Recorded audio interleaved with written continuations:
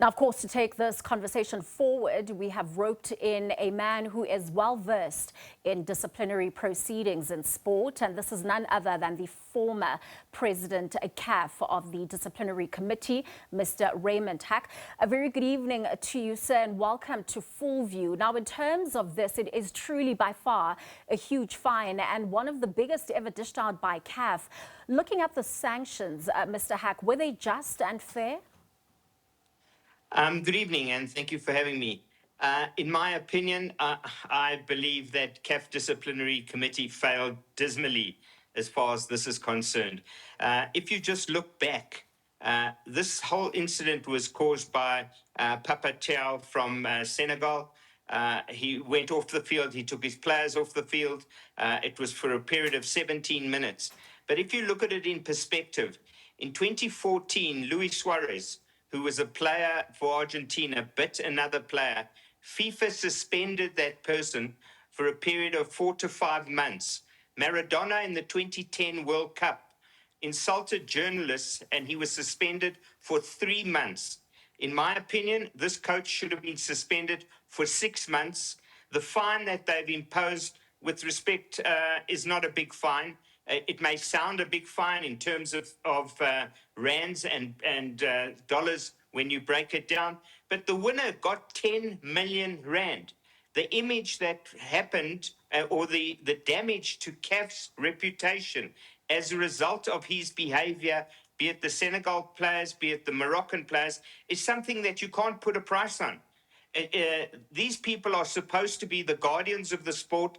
They're supposed to be able to show the young children what to do and what not to do. Whether you agree with the referee or you don't agree, you know the rules say the referee's decision is final. If you don't want to play the game and accept the referee's decision, then you mustn't play the game. But you cannot behave the way they did. CAF have spent a lot of money, a lot of time, a lot of effort in trying to ensure that their reputation is not damaged. What happens? This goes on national television, it goes on worldwide television, and all the good work that CAF have done is destroyed in 5 minutes because somebody is petulant and decides to call his players off. This coach gets 5 games in CAF competitions. What is that? You've got the World Cup coming in July. So he goes to the World Cup together with everybody else, and everything is forgotten. How does CAF restore their credibility after something like this? For me, the fines that they betted out do not match the offence that happened. Sure.